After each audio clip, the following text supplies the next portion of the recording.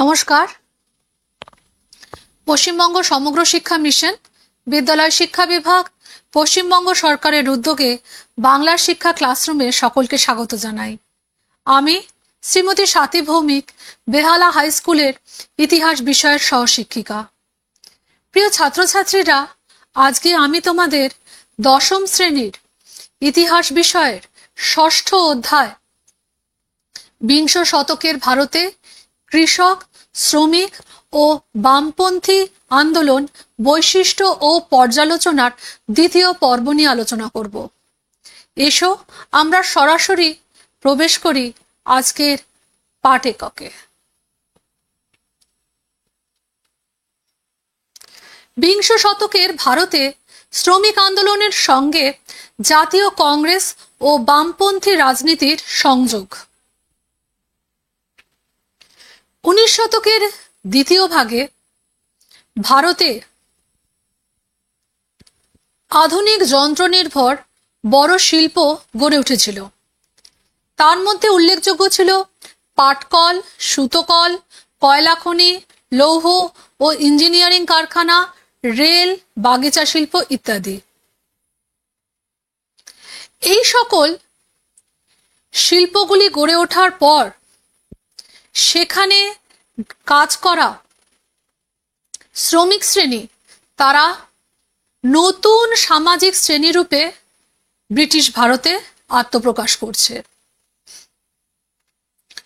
যত নতুন নতুন বড় কারখানা তৈরি হলো, শ্রমিকরা তাদের দাবি দাওয়া, তাদের প্রত্যাশা মতো সেগুলি কারখানার মালিকদের কাছে, ব্রিটিশ সরকারের কাছে পেশ করতে থাকে। এবং এই সময় আমরা দেখতে পাই যে জাতীয় কংগ্রেসের মতো একটি জাতীয় দল,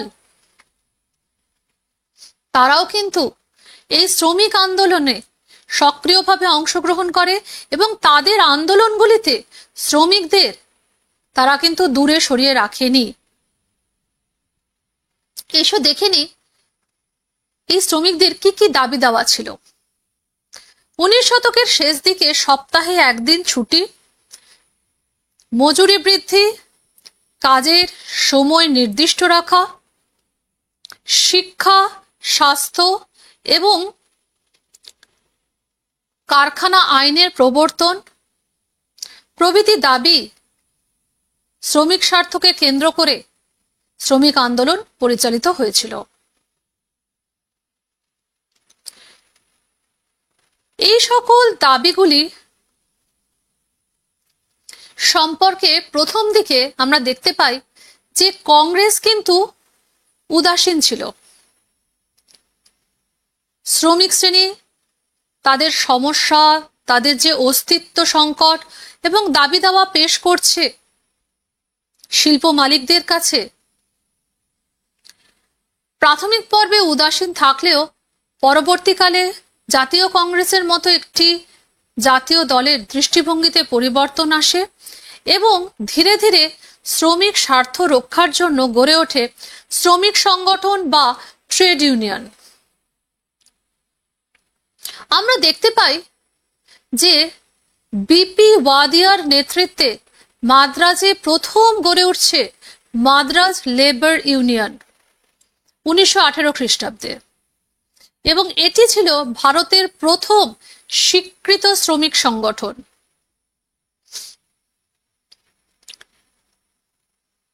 মাদ্রাজের অন্যতম জনপ্রিয় নেতা সিঙ্গারাভেল্লু চেট্টিয়ার, তিনি 1923 খ্রিস্টাব্দে শ্রমিকদের নিয়ে প্রথম মে দিবস পালন করেন মাদ্রাজের সমুদ্র তীরে।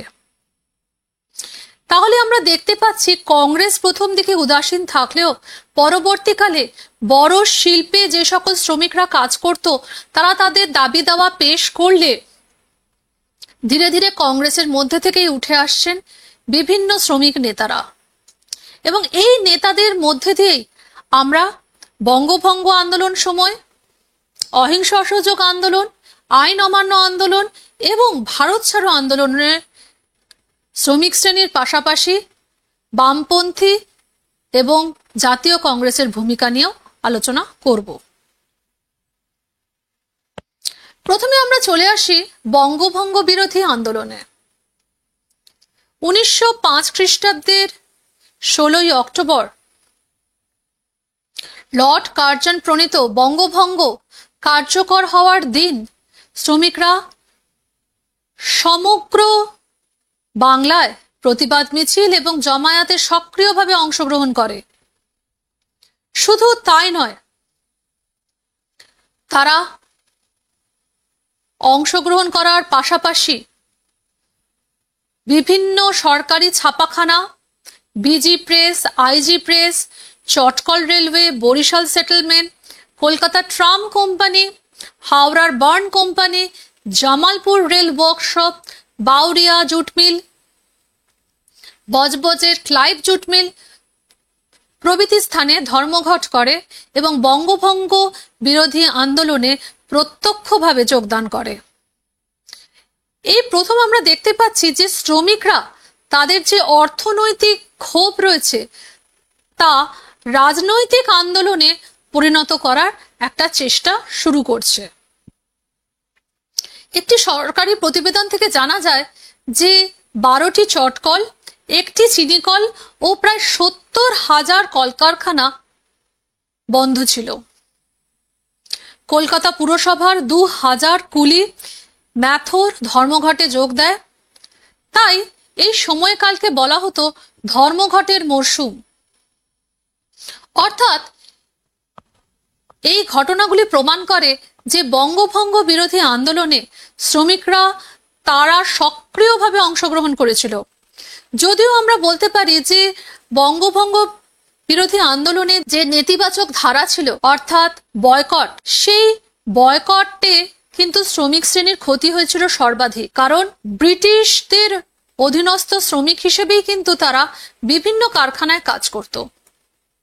তা সত্ত্বেও, নিজেদের আর্থিক ক্ষতি সত্ত্বেও তারা কিন্তু বঙ্গভঙ্গ বিরোধী আন্দোলনে যোগদান করেছিল।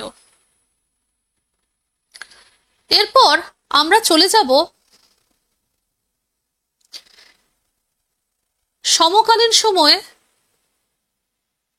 যারা নেতৃত্ব দিয়েছিল তাদের মধ্যে অন্যতম ছিলেন বিপিন চন্দ্র পাল, চিত্তরঞ্জন দাস, লিয়াকত হোসেন, শ্যামসুন্দর চক্রবর্তী প্রমুখ নেতা।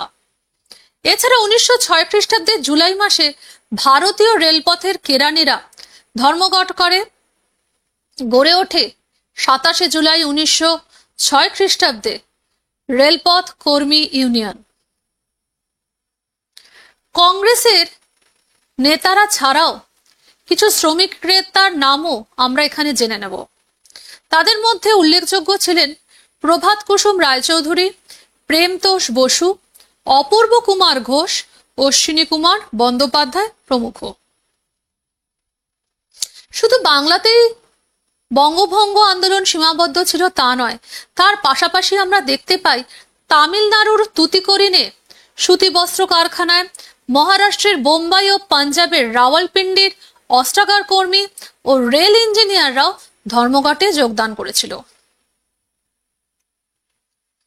আমরা যদি ম্যাপে দেখি তাহলে দেখব যে দক্ষিণের যে অংশ রয়েছে অর্থাৎ তামিলনাড়ুর কাছে তুতিকোরিন, মহারাষ্ট্রের সাতারা, সোলাপুর, নাগপুর প্রভৃতি অঞ্চলে, তৎকালীন বাংলায় এই বঙ্গভঙ্গ আন্দোলন কিন্তু ছড়িয়ে পড়েছিল। এছাড়া আমরা দেখতে পাই পাঞ্জাব, গুজরাট বিভিন্ন যে অঞ্চলগুলি রয়েছিল সেখানেও কিন্তু বঙ্গভঙ্গ আন্দোলনের যে ধারা সেটি ছড়িয়ে পড়েছিল। আচ্ছা, এবার আমরা দেখব যে শুধুমাত্র তামিলনাড়ু, মহারাষ্ট্র, পাঞ্জাবেই নয়, পাশাপাশি বোম্বাইয়ে পুলিশ এবং সেনার গুলিতে 16 জন শ্রমিক মারা যায় এবং 50 জন আহত হয়। মহারাষ্ট্রে বালগঙ্গাধর তিলকের গ্রেপ্তারের প্রতিবাদে শ্রমিকরা 1908 খ্রিস্টাব্দে ধর্মঘট করে। পাঞ্জাবে ধর্মঘটের নেতৃত্ব দেন লালা লাজপত রায় এবং অজিত সিং। এইভাবে বঙ্গভঙ্গ আন্দোলন বাংলা ছাড়িয়ে সমগ্র ভারত ব্যাপী তার বিস্তার লাভ করেছিল এবং আমরা দেখতে পাই যে শ্রমিক শ্রেণী তাদের দাবি দাওয়া আদায়ের জন্য সরাসরি ব্রিটিশ বিরোধী আন্দোলনে যোগদান করছে। এরপরে আমরা চলে আসব অহিংস অসহযোগ আন্দোলন পর্বে, শ্রমিক আন্দোলন।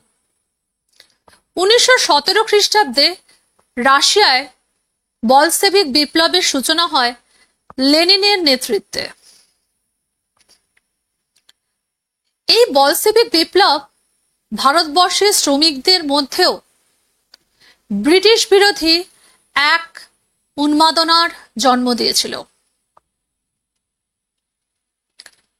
1918 খ্রিস্টাব্দে মহাত্মা গান্ধী আহমেদাবাদের বস্ত্র কারখানায় শ্রমিকদের নিয়ে সত্যাগ্রহ আন্দোলন শুরু করে।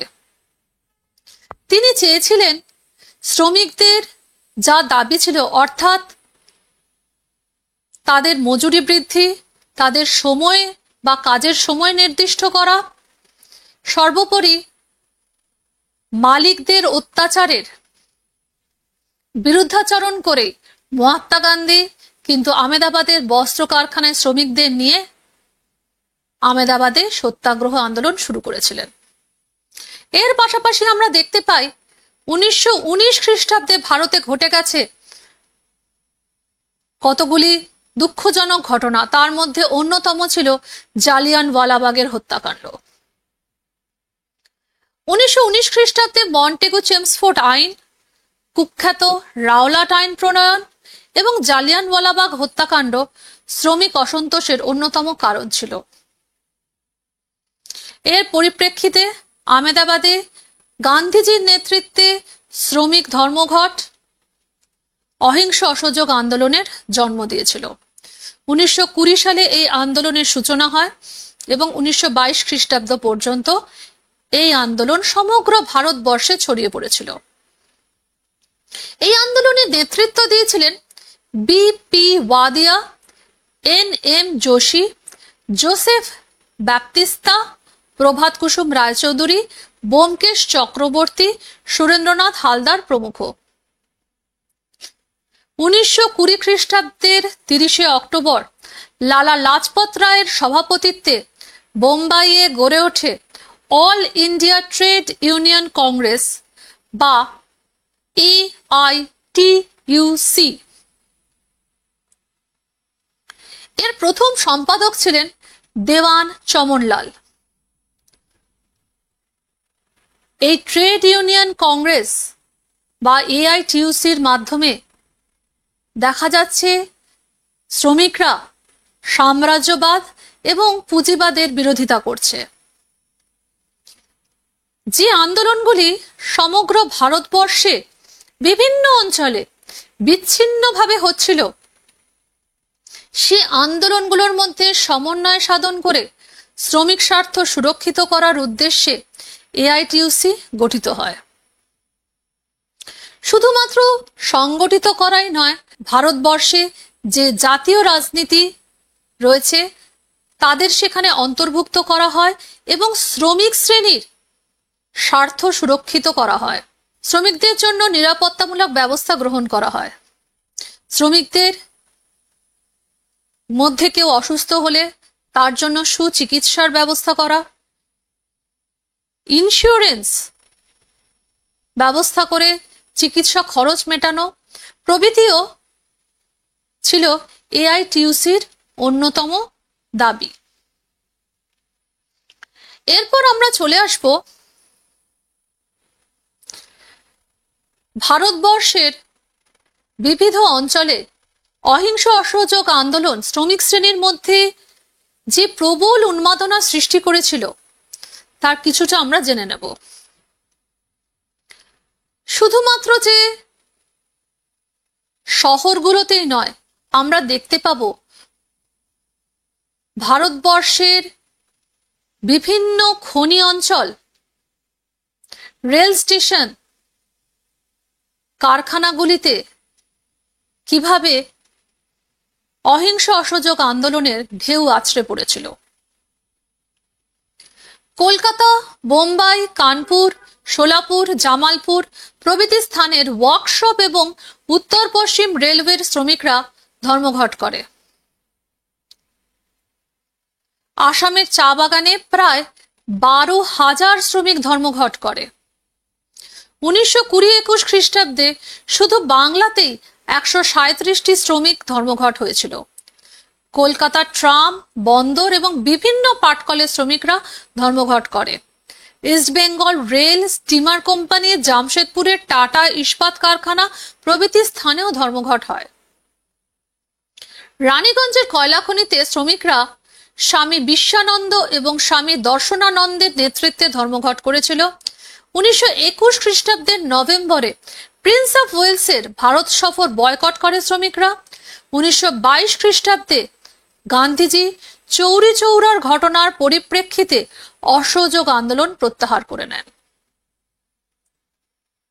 আমরা জানি উত্তরপ্রদেশের গোরক্ষপুরের চৌরি চৌরাতে উত্তেজিত জনতা থানা আক্রমণ করে 22 জন পুলিশ কর্মীকে হত্যা করে। একটি অহিংস আন্দোলন হিংসাত্মক রূপ পরিগ্রহ করলে গান্ধীজি বাধ্য হন অহিংস অসহযোগ আন্দোলন প্রত্যাহার করে নিতে। যদিও জওহরলাল নেহেরু, সুভাষচন্দ্র বসুর মতো নেতারা গান্ধীজির এই সিদ্ধান্তে অত্যন্ত হতাশ হন। আমরা দেখতে পাই যে পুনরায় 1928 খ্রিস্টাব্দে শ্রমিকরা আবার ধর্মঘট শুরু করছেন।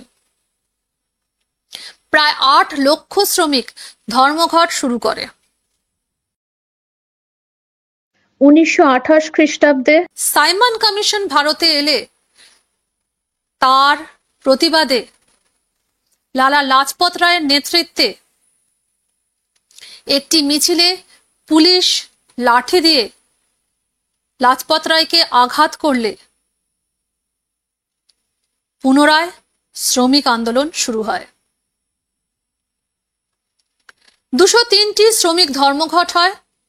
5 লক্ষ শ্রমিক তাতে অংশগ্রহণ করে। খড়গপুর, লিলুয়া রেলওয়ে এবং বাউরিয়া ও চেঙ্গাইল চটকলে শ্রমিকরা ধর্মঘট করে।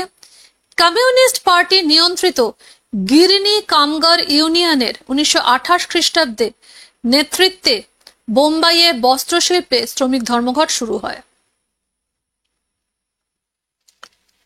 সরকার শ্রমিকদের কল্যাণের উদ্দেশ্যে 1928 খ্রিস্টাব্দে নিয়োগ করতে বাধ্য হয় রয়্যাল কমিশনকে।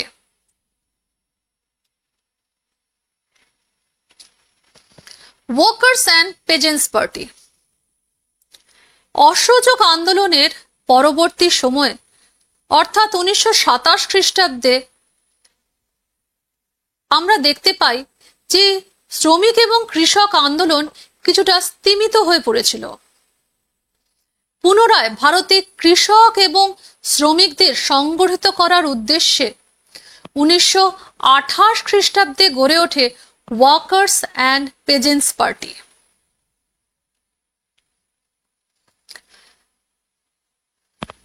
শ্রমিক এবং কৃষকদের লক্ষ্য পূরণের উদ্দেশ্যে জওহরলাল নেহেরু এবং সুভাষচন্দ্র বসু জাতীয় কংগ্রেসের মধ্যে থেকেই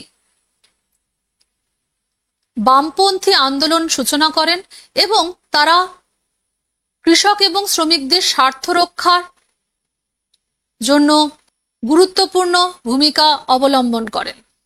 আমরা জানি 1925 খ্রিস্টাব্দে বাংলায় কিছু শ্রমিক নেতা তারা প্রতিষ্ঠা করেছিল labour Swaraj party of the Indian national Congress. 1926 খ্রিস্টাব্দে বাংলার কৃষ্ণনগরে একটি প্রজাকেন্দ্রিক সম্মেলন অনুষ্ঠিত হলে সেখানে অংশগ্রহণ করেছিলেন মুজাফফর আহমেদ, কবি নজরুল ইসলাম, এস.এ. ডাঙ্গে, কুতুবউদ্দিন আহমেদ, হেমন্ত কুমার সরকারের মতো বিশিষ্ট নেতৃবৃন্দ। প্রতিষ্ঠিত হয়েছিল peasants and workers party of Bengal. পরবর্তীকালে এর অনেকগুলি শাখা সমগ্র ভারতবর্ষে ছড়িয়ে পড়েছিল। আলোচ্য দলটির সভাপতি ছিলেন নরেশচন্দ্র সেনগুপ্ত এবং যুগ্ম সম্পাদক ছিলেন হেমন্ত কুমার সরকার ও কুতুবউদ্দিন আহমেদ। 1928 খ্রিস্টাব্দে সমগ্র ভারতে যে সকল পেজেন্টস অ্যান্ড ওয়ার্কার্স পার্টিগুলো ছিল তাদের একত্রিত করা হয় এবং 1928 খ্রিস্টাব্দে পুনরায় এর নাম পরিবর্তন করে রাখা হয় ওয়ার্কার্স অ্যান্ড পেজেন্টস পার্টি। এই পার্টির অন্যতম মুখপত্র ছিল কাজী নজরুল ইসলামের সম্পাদিত লাঙল, মুজাফফর আহমেদ সম্পাদিত গণবাণী, সন্তোষ কুমারী গুপ্তা সম্পাদিত শ্রমিক এবং এস এ ডাঙ্গে সম্পাদিত সোশ্যালিস্ট পত্রিকা। এই পার্টির উদ্দেশ্য ছিল শ্রমিকদের কাজের সময়সীমা নির্ধারণ করা এবং সেটি নির্দিষ্ট করা, বাক স্বাধীনতা অর্জন, সংবাদপত্রের স্বাধীনতা অর্জন, জমিদারি প্রথার বিলোপ সাধন, সর্বনিম্ন মজুরি আইন প্রবর্তন ইত্যাদি। এই সংগঠনটি তার উদ্দেশ্য পূরণের লক্ষ্যে যে আন্দোলনগুলো চালিয়েছিল, জাতীয় কংগ্রেসও সেই সব আন্দোলনের প্রতি পরোক্ষ বা প্রত্যক্ষভাবে সহানুভূতি দেখিয়েছিল। কলকাতার ধাঁচে পরবর্তীকালে পাঞ্জাব, বোম্বাই এবং অন্যান্য অঞ্চলেও এইরূপ সংগঠন আত্মপ্রকাশ করে। এবার আমরা চলে আসব আইন অমান্য আন্দোলন পর্বে শ্রমিক আন্দোলন। মহাত্মা গান্ধীর নেতৃত্বে 1930 খ্রিস্টাব্দে আইন অমান্য আন্দোলনের সূচনা হয়। এর দুটি পর্ব রয়েছে। প্রথম পর্ব 1930 থেকে 31 খ্রিস্টাব্দ এবং দ্বিতীয় পর্ব 1932 থেকে 34 খ্রিস্টাব্দ। বোম্বাইয়ে প্রায় 20,000 শ্রমিক এই আন্দোলনে যোগদান করেছিল।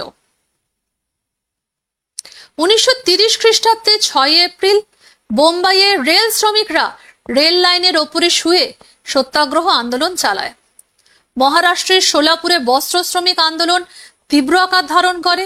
শ্রমিকদের মিছিলে পুলিশ গুলি চালালে শ্রমিকরা সরকারি দপ্তরগুলো আক্রমণ করে। করাচি বন্দর, কলকাতার চটকল, কুলটি ও হীরাপুরের ইস্পাত কারখানা, ডিগবয় তেল শোধনাগার, মাদ্রাজে শিল্প কারখানা শ্রমিকরাও এই ধর্মঘটে সামিল হয়। আন্দোলনের নেতৃত্ব দিয়েছিলেন বি.টি. রণদীপে, সোমনাথ লাহিড়ী প্রমুখ কমিউনিস্ট নেতারা। 1931 খ্রিস্টাব্দে প্রতিষ্ঠিত হয় রেড ট্রেড ইউনিয়ন কংগ্রেস। 1934 খ্রিস্টাব্দে সোলাপুর, নাগপুর, বোম্বাইয়ে শ্রমিক ধর্মঘটে কমিউনিস্ট পার্টি মুখ্য ভূমিকা নিয়েছিল। সরকার কমিউনিস্ট পার্টিকে নিষিদ্ধ ঘোষণা করে।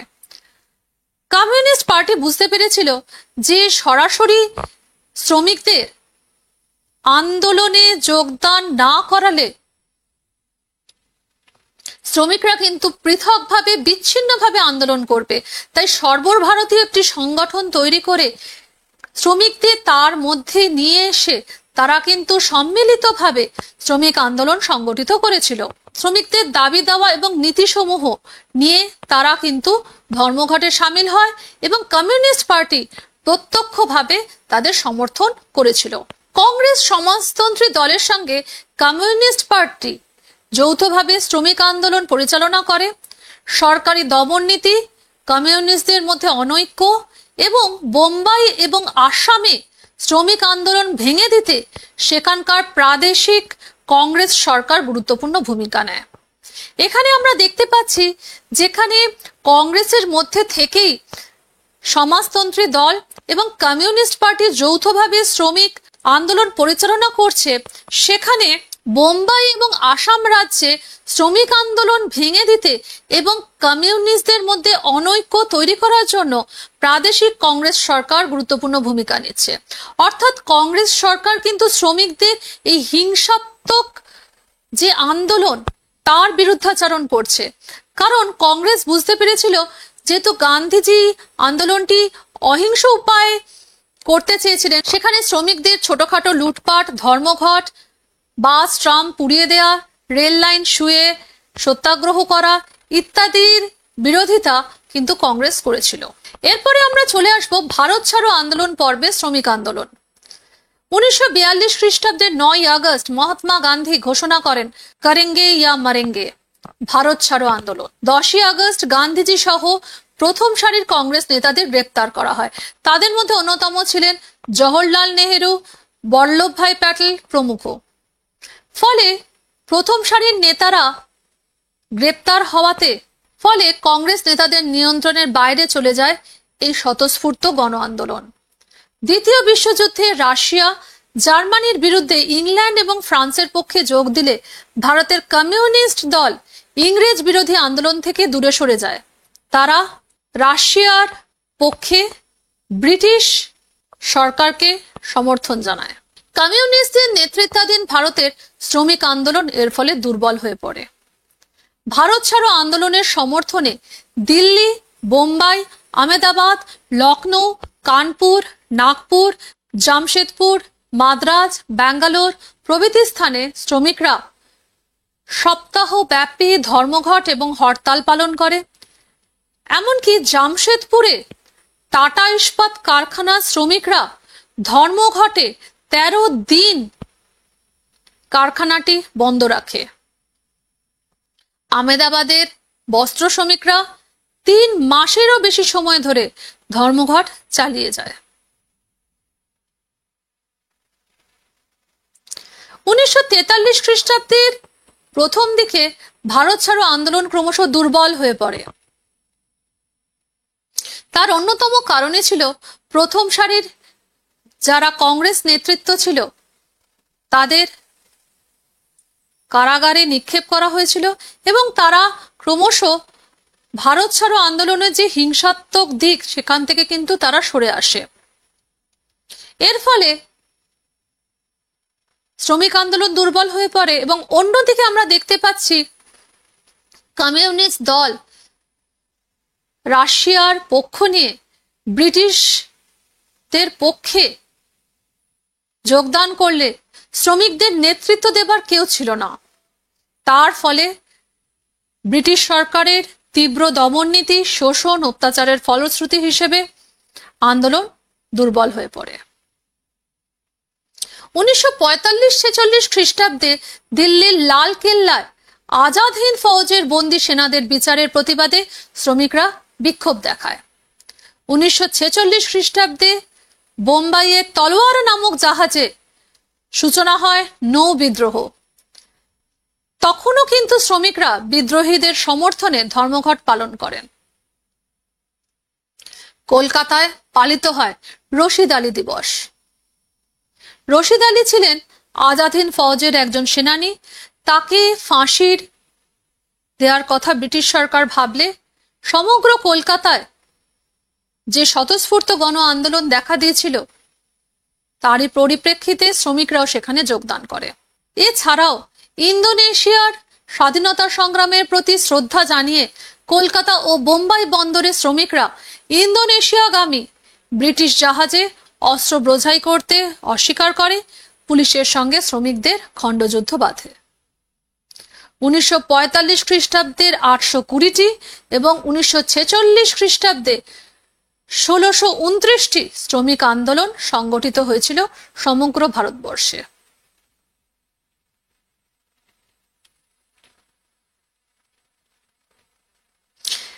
এসো আমরা দেখে নিই ভারতবর্ষের ম্যাপটি। এই ভারতবর্ষে যে কটি জায়গা আমরা জানি সেই কটি জায়গা একটু দেখে নেব।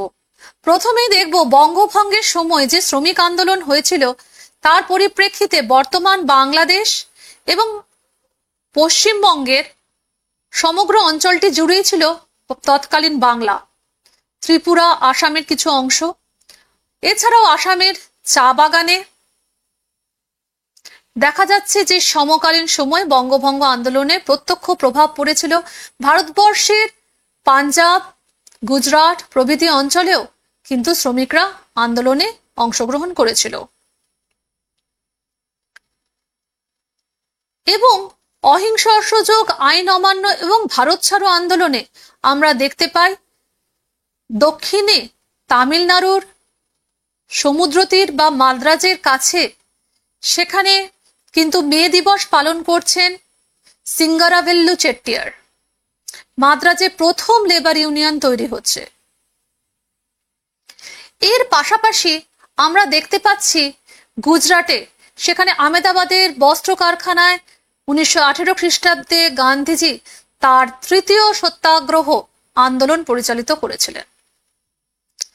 পাঞ্জাবে লালা লাজপত রায়ের নেতৃত্বে গড়ে উঠেছিল শ্রমিক আন্দোলন। মহারাষ্ট্রের বোম্বাইতে লালা লাজপত রায়ের সভাপতিত্বে প্রতিষ্ঠিত হয়েছিল AITUC, all India trade union Congress, শ্রমিক স্বার্থ রক্ষার্থে এবং শ্রমিকদের সক্রিয়ভাবে রাজনীতিতে অংশগ্রহণ করানোর উদ্দেশ্যে AITUC প্রতিষ্ঠিত হয়েছিল। এছাড়াও ভারতবর্ষের বিস্তীর্ণ অঞ্চলে, যেমন বর্তমান বিহার এবং ঝাড়খণ্ডে অবস্থিত বিভিন্ন কলকারখানায়, বিশেষ করে জামশেদপুর এবং বাংলার কুলটি, আমরা বলতে পারি মহারাষ্ট্রের সোলাপুর, বম্বে, আহমেদাবাদ, গুজরাটের আহমেদাবাদ, উত্তরপ্রদেশের কানপুর প্রভৃতি অঞ্চলেও শ্রমিক আন্দোলন ছড়িয়ে পড়েছিল। শ্রমিক আন্দোলন ব্যর্থ হলেও সঠিক নেতৃত্বের অভাব, শ্রমিকদের সংগঠিত করার মতো যে রাজনৈতিক দলগুলি সমকালীন সময়ে ছিল, তাদের ক্রমশ শ্রমিক স্বার্থ অপেক্ষা রাজনৈতিক স্বার্থের প্রতি ঝুঁকে পড়া শ্রমিক আন্দোলনকে ব্যর্থ করেছিল। বঙ্গভঙ্গ আন্দোলনের সময় আমরা যেমন দেখতে পাই যে কৃষক আন্দোলনের থেকেও শ্রমিক আন্দোলন কিন্তু সর্বাত্মকভাবে ছড়িয়ে পড়েনি, কিন্তু পরবর্তীকালে আমরা দেখি অহিংস অসহযোগ আন্দোলন, আইন অমান্য আন্দোলন এবং ভারত ছাড়ো আন্দোলনে কৃষকদের পাশাপাশি কিন্তু শ্রমিকরাও ঝাঁপিয়ে পড়েছিল এই জাতীয় আন্দোলনে। আমার পড়ানো এখানেই শেষ। এবার আমি তোমাদের যে প্রশ্নগুলো দিচ্ছি সেগুলো তোমরা অনুশীলন করবে। এসো আমরা দেখে নিই প্রশ্ন কি কি আছে। বিভাগ ক, বহু বিকল্প ভিত্তিক প্রশ্ন, সঠিক উত্তরটি নির্বাচন করো। প্রথম প্রশ্ন, ওয়ার্কার্স অ্যান্ড পেজেন্টস পার্টি প্রতিষ্ঠিত হয় ক 1921 খ্রিস্টাব্দে, খ 1925 খ্রিস্টাব্দে, গ 1928 খ্রিস্টাব্দে, ঘ 1930 খ্রিস্টাব্দে। দ্বিতীয় প্রশ্ন, সর্বভারতীয় ট্রেড ইউনিয়ন কংগ্রেসের সভাপতি ছিলেন ক লালা লাজপত রায়, খ চমনলাল, গ বাল গঙ্গাধর তিলক এবং ঘ ব্যোমকেশ চক্রবর্তী।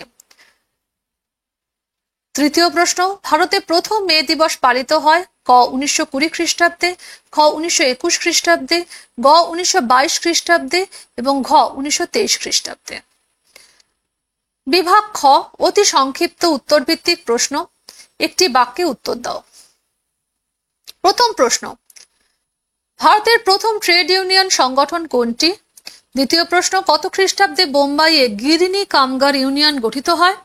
তৃতীয় প্রশ্ন, নৌবিদ্রোহের সূচনা কবে হয়েছিল? সত্য এবং মিথ্যা নির্ণয় করো। জাতীয় কংগ্রেসে বামপন্থী ভাবধারার মূল প্রবক্তা জওহরলাল নেহেরু। দ্বিতীয় প্রশ্ন, লাঙ্গল পত্রিকার সম্পাদক ছিলেন মুজাফফর আহমেদ। সত্য মিথ্যা নির্ণয় করো। জাতীয় কংগ্রেসে বামপন্থী ভাবধারার মূল প্রবক্তা জওহরলাল নেহেরু। দ্বিতীয়, লাঙ্গল পত্রিকার সম্পাদক ছিলেন মুজাফফর আহমেদ। ক স্তম্ভ এবং খ স্তম্ভ মেলাও। ক স্তম্ভ, প্রথম গণবাণী, দ্বিতীয় সোশ্যালিস্ট পার্টি, তৃতীয় শ্রমিক পত্রিকা। খ স্তম্ভে কয়ে রয়েছে সন্তোষ কুমারী গুপ্তা, ক্ষয় মুজাফফর আহমেদ এবং গ এস.এ. ডাঙ্গে। বিবৃতি ও ব্যাখ্যা। বিবৃতি, 1928 খ্রিস্টাব্দ থেকে শ্রমিক আন্দোলন জাতীয় আন্দোলনের অবিচ্ছেদ্য অংশরূপে পরিগণিত হয়। ব্যাখ্যা: 1. 1928 খ্রিস্টাব্দে ওয়ার্কার্স অ্যান্ড পেজেন্টস পার্টি প্রতিষ্ঠিত হয়। ব্যাখ্যা 2. জওহরলাল নেহরু নিখিল ভারত ট্রেড ইউনিয়নের সভাপতি নির্বাচিত হন। ব্যাখ্যা 3. জাতীয় কংগ্রেসের বামপন্থী নেতৃত্ব শ্রমিক আন্দোলনে অংশগ্রহণ শুরু করে। সঠিক উত্তরটি লিখবে। বিভাগ গ, সংক্ষিপ্ত উত্তর ভিত্তিক প্রশ্ন, অনধিক 3টি বাক্যে উত্তর লেখো। শ্রমিক শ্রেণী আইন অমান্য আন্দোলনের প্রতি বিমুখ ছিল কেন? দ্বিতীয় প্রশ্ন, শ্রমিক শ্রেণী স্বদেশী আন্দোলনকে সমর্থন করেছিল কেন? তৃতীয় প্রশ্ন, কবে কাদের নেতৃত্বে বাংলায় পেজেন্টস অ্যান্ড ওয়ার্কার্স পার্টি গঠিত হয়? বিভাগ ঘ, বিশ্লেষণমূলক উত্তর ভিত্তিক প্রশ্ন, 7-8টি বাক্যে উত্তর লেখো। প্রথম প্রশ্ন, টিকা লেখো। সর্বভারতীয় ট্রেড ইউনিয়ন কংগ্রেস। দ্বিতীয় প্রশ্ন, আইন অমান্য আন্দোলনে শ্রমিক শ্রেণীর ভূমিকা কিরূপ ছিল? বিভাগ উম, ব্যাখ্যামূলক প্রশ্নাবলী, 15 থেকে 16টি বাক্যে উত্তর লেখো। প্রথম প্রশ্ন, ভারত ছাড়ো আন্দোলনের শ্রমিকদের ভূমিকা বিশ্লেষণ করো। ওয়ার্কার্স অ্যান্ড পেজেন্টস পার্টি সম্বন্ধে সংক্ষেপে আলোচনা করো। দ্বিতীয় প্রশ্ন, শ্রমিক আন্দোলন সম্পর্কে কংগ্রেসের দৃষ্টিভঙ্গিকে তুমি কিভাবে ব্যাখ্যা করবে? আমার প্রশ্ন এখানেই শেষ। তোমরা বাড়িতে ভালো করে অনুশীলন করবে। সামনেই তোমাদের দ্বিতীয় পর্যায়ক্রমিক মূল্যায়ন এবং এই অধ্যায়টি সেই পর্যায়ের অন্তর্ভুক্ত। প্রত্যেকে ভালো থাকবে, সুস্থ থাকবে, নিয়মিত বই পড়বে এবং অবশ্যই ভালো করে নিজেদের এমনভাবে তৈরি করবে যাতে পরবর্তী পরীক্ষায় তোমরা ভালো নম্বর পেতে পারো। সবার জন্য শুভেচ্ছা রইল। এখানেই আজকের পর্ব শেষ করছি। নমস্কার।